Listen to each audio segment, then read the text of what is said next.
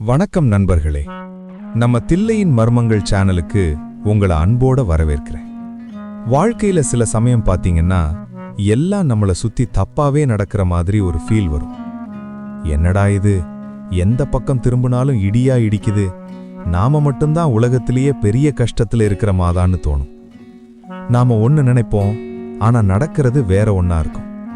நாம பார்க்கிற ஒரு விஷயம் உண்மையில அதுவா இருக்காது. இன்னைக்கு நாம கேட்க போற கதை அப்படி ஒரு கதை தான்.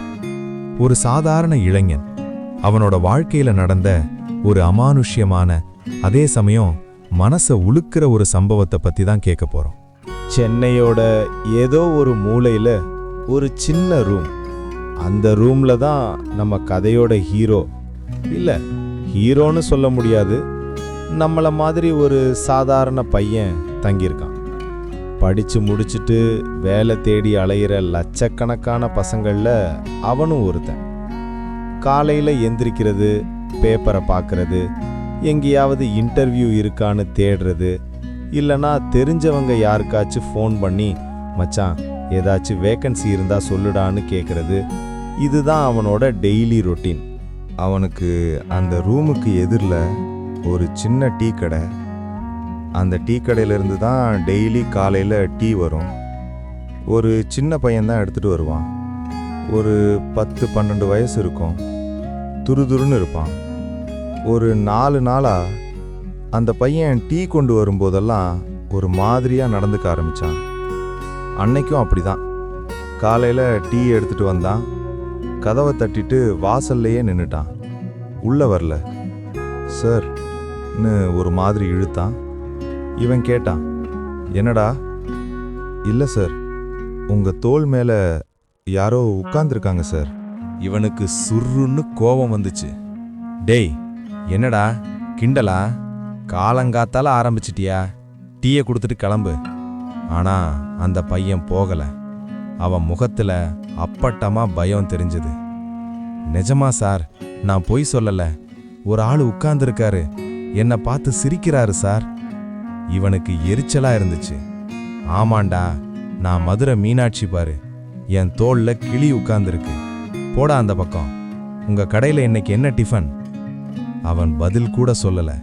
டீய வாசப்படியில வச்சுட்டு வந்த வேகத்துல ஓடியே போயிட்டான். இவனுக்கு என்ன பண்றதுன்னே தெரியல. இந்த நாடகம் ஒரு 4 நாளா ஓடிட்டு இருக்கு. அவன் டீ கொண்டு வரும்போதெல்லாம் இதே தான் சொல்றான். முதல்ல கிண்டல் பண்றான்னு நினைச்சவன் போக போக டென்ஷன் ஆக ஆரம்பிச்சிட்டான். ஏன்னா இவன் இப்படி ஊர்ல இருக்கிற 4 பேர்கிட்ட சொல்ல, வெளியே போகும்போது எல்லாரும் இவனை ஒரு மாதிரியா பார்க்க ஆரம்பிச்சிட்டாங்க. அந்த பையன் தோல்ல பேய் உட்கார்ந்துருக்குமாம்னு அவங்களுக்குள்ள பேசிக்கிறது இவன் காதுலயே விழுந்துச்சு. மனசு கஷ்டமா இருந்துச்சு. என்னடா இது வாழ்க்கை, வேலையும் இல்ல, கையில காசும் இல்ல, இதுல இந்த மாதிரி தேவையில்லாத பஞ்சாயத்து வேறையான்னு நொந்து போயிட்டான். மறுநாள் காலையில டீ கொண்டு வந்த பையன் இன்னும் பதட்டமா இருந்தான். சார், ப்ளீஸ் சார், எனக்கு பயமா இருக்கு சார். அந்த ஆள் என்னை பார்த்து நக்கலா சிரிக்கிறாரு. நாளையிலிருந்து நான் உங்க ரூமுக்கு டீ எடுத்துட்டு வரமாட்டேன் சார்ன்னு அழுவாத குறையா சொன்னான். அவன் முகத்தை பார்த்தா பாவமா தான் இருந்துச்சு. ஆனா இவன் இருக்கிற டென்ஷன்ல அதையெல்லாம் யோசிக்க முடியல. வெளியே வந்து டீயை வாங்கி குடிச்சான். அந்த காலை மழைக்கு சுட சுட டீ தொண்டைக்கு இதமா இருந்துச்சு. டீ கடை அண்ணாச்சிக்கு இந்த வாரமாவது பாக்கியை கொடுக்கணும். கையில ₹1 இல்ல. இன்டர்வியூவும் எதுவும் இல்ல. மறுபடியும் அண்ணாச்சி கடையில ஓசி பேப்பர் படிச்சு தான் அப்ளிகேஷன் போடணும். அப்படியே யோசனை ஓடிச்சு. அப்பா இறந்து 2 வருஷம் ஆச்சு. வீட்டில் அம்மா பாத்திரம் தேய்ச்சே அவங்க கையும் மனசும் தேஞ்சு போயிருந்துச்சு. ஒரே ஒரு தங்க 9வது படிக்கிறா.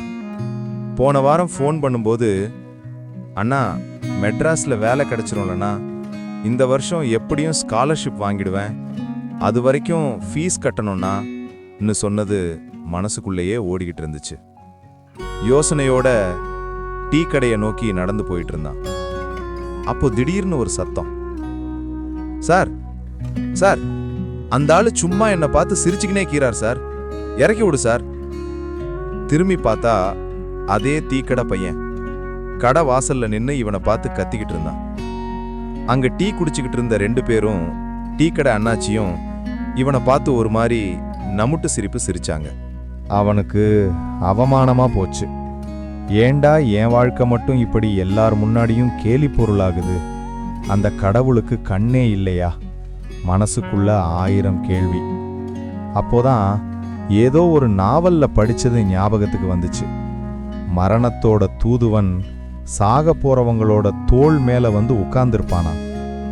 ச்சே, என்ன கருமண்டா இதுன்னு மனசுக்குள்ளேயே திட்டிக்கிட்டு அண்ணாச்சி கடைக்கு போனான். தலை குனிஞ்சபடியே நின்று, அண்ணாச்சி ஒரு ஒரு 20 ரூபாய் கடன் கொடுக்குறீங்களான்னு கேட்டான். அவர் இவனை ஒரு பார்மை பார்த்தாரு. ஏண்டா, குடிக்கிறதே ஓசிட்டி, அதுக்கே இன்னும் காசு தரல, இந்த 20 ரூபாயை எப்ப திருப்பி தருவ? திட்டினாலும் அண்ணாச்சி மனசுல ஒன்றும் வச்சுக்க மாட்டாரு. நல்ல மனுஷன்.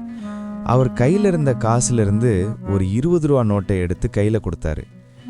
சீக்கிரம் தந்துடுறேன்னே, வேலை கிடைச்சதும் நாள் சம்பளத்துல எங்க அம்மாக்கு சேலை வாங்குறதுக்கு முன்னாடி உனக்குத்தானே வேட்டி சட்டைன்னு தழுதழுத்த குரல்ல சொன்னான்.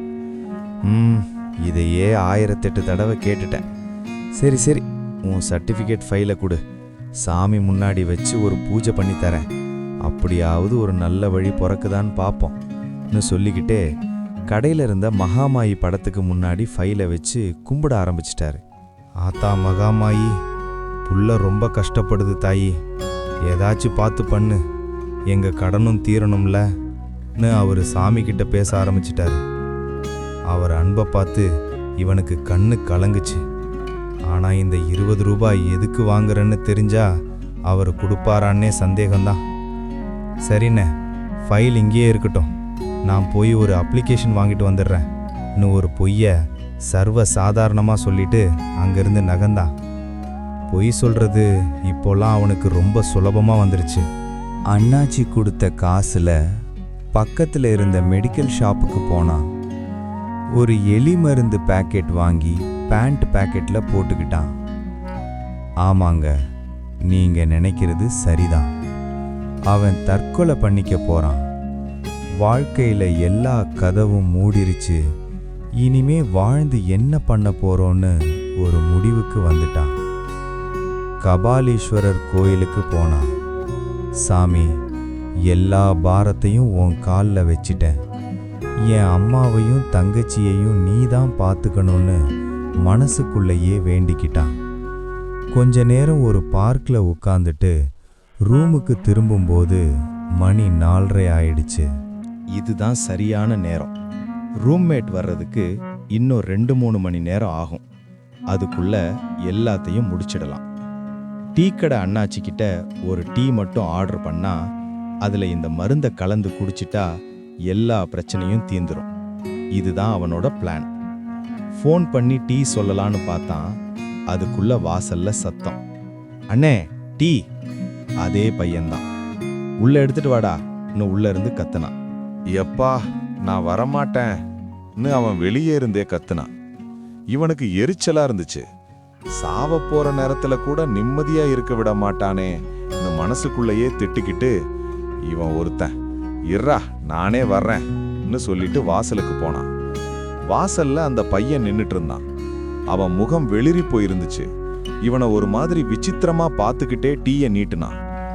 அண்ணே, அந்த ஆளு என்னை பார்த்து பயங்கரமா சிரிக்கிறாருனே, எனக்கு ரொம்ப பயமா இருக்குனே.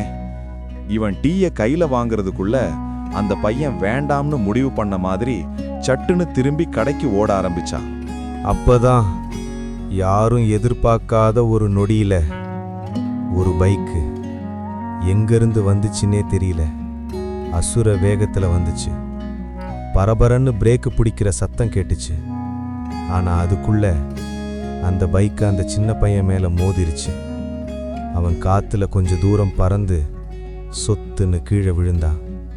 அவன் கையில இருந்த டீ கிளாஸும் அந்த கேரியரும் அவனுக்கு மேல பறந்து அவனுக்கு பின்னால வந்து விழுந்துச்சு. எல்லாம் ஒரு 2 செகண்ட்ல நடந்து முடிஞ்சிருச்சு. ஐயையோ, மாரியாத்தான்னு அலறி அடிச்சுக்கிட்டு டீ கடை அண்ணாச்சி ஓடி வந்தாரு. அதுக்குள்ள இவன் ஓடி போய் இரத்த வெள்ளத்துல கிடந்த அந்த பையனை தூக்கி மடியில போட்டுக்கிட்டான். டேய் டேய், ஏன்டா இப்படி பண்ண? இவன் கண்ணிலிருந்து கண்ணீர் கொட்ட ஆரம்பிச்சு அவன் முகம் மங்கலா தெரிஞ்சது. பக்கத்துல இருந்த கூரான கல்லுல அவன் தலை மோதி இருக்கும் போல பொல பொலன்னு ரத்தம் வழிஞ்சுக்கிட்டே இருந்துச்சு. அந்த பையன் மெதுவா கண்ணை திறந்து இவனை பார்த்தான். அவன் உதடு மெதுவா அசைஞ்சது. அண்ணே, அந்த ஆளு இப்ப என்னை பார்த்து சிரிக்கிறார்னே. அதுதான் அவனோட கடைசி வார்த்தை. அதை சொல்லிட்டு அவன் உயிர் போயிருச்சு. ஐயையோ, போயிட்டானே. என் புள்ள மாதிரி பார்த்துக்கிட்டானே. மகமாயி ஆத்தா, உனக்கு கண் இல்லையான்னு அண்ணாச்சி மார்பில் அடிச்சுக்கிட்டு அழுதாரு. அழுதுட்டே இருந்தவரு திடீர்னு இவனை உத்து பார்த்தாரு. ஒரு நிமிஷம் அப்படியே ஸ்தம்பிச்சு நின்னாரு. ஏதோ பிரம்ம மாதிரி 2-3 தடவை கண்ணை கசக்கிட்டு மறுபடியும் இவனை பார்த்தாரு. அடுத்த நொடி அவர் முகம் பயத்துல வெளிரி போச்சு. அவர் வாய் அலறிச்சு. தம்பி தம்பி, அந்த ஆளு இப்ப என்னை பார்த்து சிரிக்கிறாயா? கேட்டீங்களா நண்பர்களே? அவன் தோள்ல உட்கார்ந்திருந்தது அவனுக்கான மரண தூதன் இல்லை. அவன் கூட அந்த நேரத்துல யாரு இருக்காங்களோ அவங்களுக்கான தூதன். அந்த பையன் தினமும் அதை பார்த்து பயந்திருக்கான். அன்னைக்கு அவன் ஓடப்போன நேரத்துல இவன் டீ வாங்க வாசலுக்கு வந்ததால மரணம் அந்த பையனுக்கு இடம் மாறிடுச்சு. இப்போ அந்த மரண தூதன் டீக்கடை அண்ணாச்சிய பார்த்து சிரிக்கிறான். வாழ்க்கைய முடிக்கணும்னு அவன் எடுத்த ஒரு முடிவு அவனுக்கு சம்பந்தமே இல்லாத 2 உயிரை காவு கேக்குது. சில விஷயங்கள் நம்ம கண்ணுக்கு தெரியாது, ஆனா அது நம்மள சுத்தி நடந்துகிட்டே தான் இருக்கும். விதிங்கிறது எவ்வளவு விசித்திரமானது பாத்தீங்களா? நாம போடுற கணக்கு ஒண்ணு, ஆனா காலம் நமக்காக போட்டு வச்சிருக்கிற கணக்கு வேற ஒண்ணு. இந்த கதைய பத்தின உங்க கருத்துக்களை கீழே கமெண்ட்ல சொல்லுங்க. மறுபடியும் இன்னொரு கதையோட உங்களை வந்து சந்திக்கிறேன். அது வரைக்கும் உங்களிடமிருந்து விடை பெறுவது உங்கள் தில்லையின் மர்மங்கள்.